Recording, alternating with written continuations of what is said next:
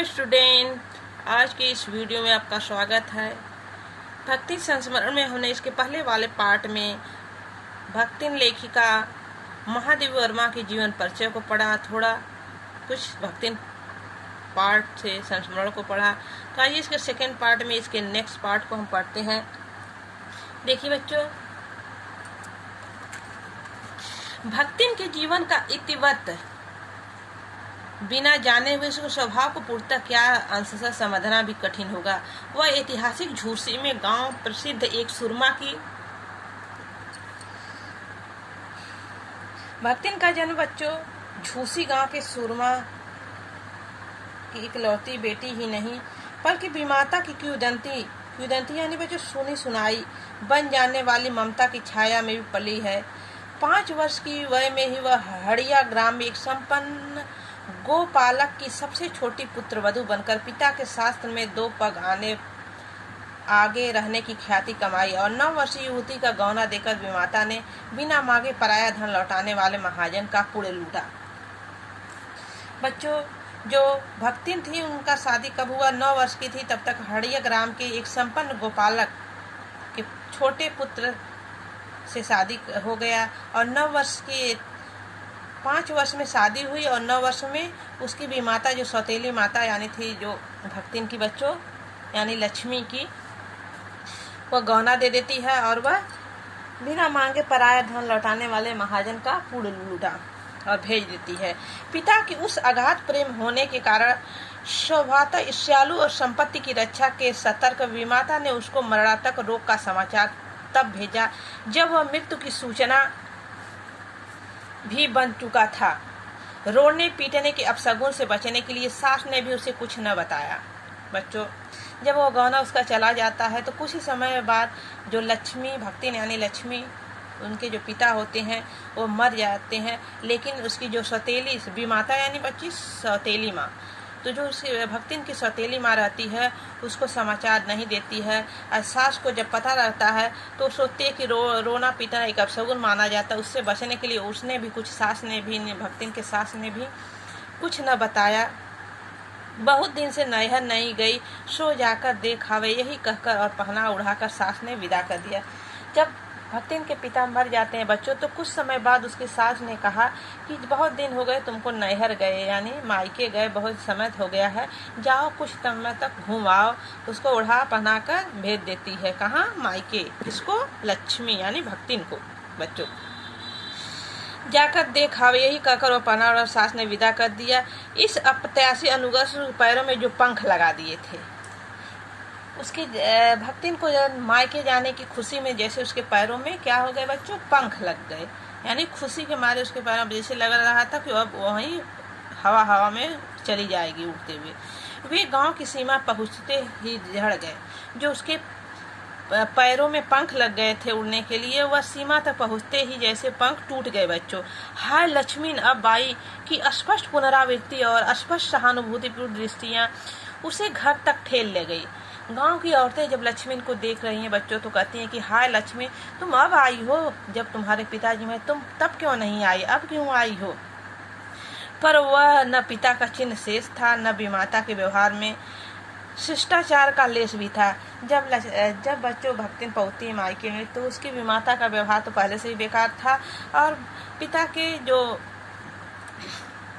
के चिन्ह शेष भी नहीं कुछ बचा था। दुख से शिथिल और आगमन से जलती हुई उस घर में पानी भी पिए बिना उल्टे पैर ससुराल लौट जाती है। बच्चों, जब ससुराल में वहाँ मायके में जाती है तो जो भी सौतेली माँ रहती है बच्चों उसको पानी के लिए भी भक्तिन को नहीं पूछती है। वह वहीं से उल्टे पाँव कहाँ चली जाती है? फिर ससुराल चली जाती है। सास को खरी खोटी सुनाकर उसने विमाता का आया हुआ क्रोध शांत किया और पति के ऊपर गहने फेंक उसे पिता के चिर विछोह का मर्म व्यवस्था व्यक्त की। यानी अधिक समय तक बिछड़ा हुए पिता को उसने देख भी नहीं पाया तो उसकी मर्म व्यवस्था को उन्होंने प्रदर्शित किया। उसको बहुत ही गुस्सा आया कि उसका पति भी उसको नहीं लेके गया उसके पिता के मरने के बाद। आगे देखते हैं बच्चों, जीवन के दूसरे परिच्छेद में भी सुख की अपेक्षा दुख ही अधिक है। लेखिका कहती है पहले जीवन में यानी जो बचपन में भी उसका जीवन दुख से ही भरा हुआ था। उसके बचपन में ही उसकी माँ मर जाती है और सौतेली माँ आती उसको खूब बच्चों सताती है। दूसरे अनुच्छेद यानी शादी होने के बाद में ससुराल में भी उसको कष्ट ही मिलता है। तो उसी को लेखिका ने कहा है कि जीवन के दूसरे अनुच्छेद में भी दुख की अपेक्षा सुख की अपेक्षा दुख ही अधिक है। जब उसने गेहूं रंग की बटिया जैसे मुख वाली कन्या को 2 संस्करण और कर डाले, सास और जेठानियों ने ओठ बिचकाकर उपेक्षा प्रकट की।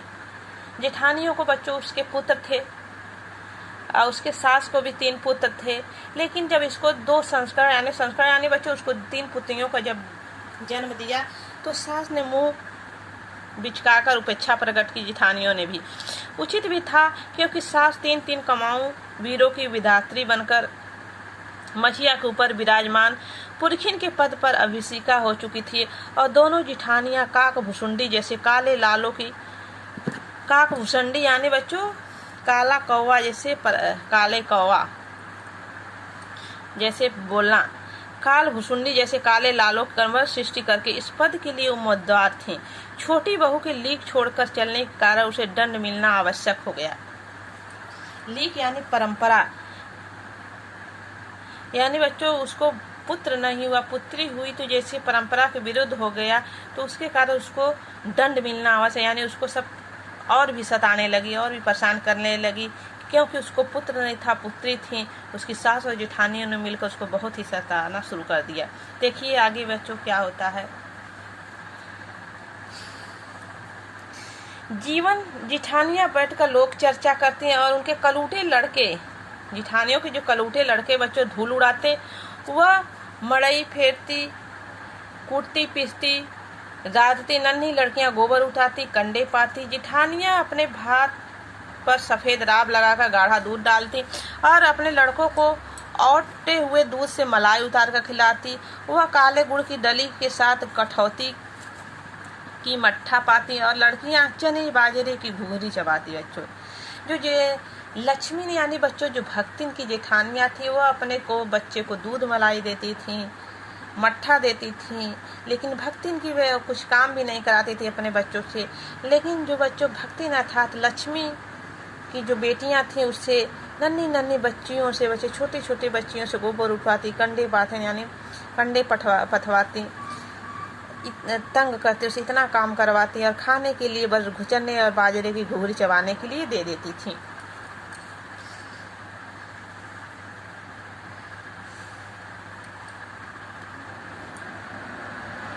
इस दंड विधान के भीतर कोई ऐसी धारा नहीं थी जिसके अनुसार खोटे सिक्कों की टकसाल जैसे पत्नी के पति के विरक्त किया जा सके। सारी चुगली चबाई का प्रेरित उसकी पत्नी प्रेम का बढ़ाकर ही होती। जेठानियां बात पर धमाधम पीटी कूटी जाती, पर उसके पति ने उससे कभी भी उंगली भी नहीं छुआई। वह बड़े बाप की बड़ी बात वाली बेटियों को पहचानता था। यहाँ बच्चों लेखिका कहती हैं कि भक्तिन के खिलाफ उसकी जेठानियां जो उसके पति को भड़काती थी, चुगली चबाई करती थी, उसके बच्चियों को मारती थी, की शिकायत करती थी कि वो भक्तिन को उसका पति उसको मारे। लेकिन जितनी ही शिकायत करती थी भक्तिन की उसकी जेठानियां उसके पति से, उतना ही भक्तिन का पति का प्रेम जो था पत्नी के प्रति बढ़ता ही जाता था।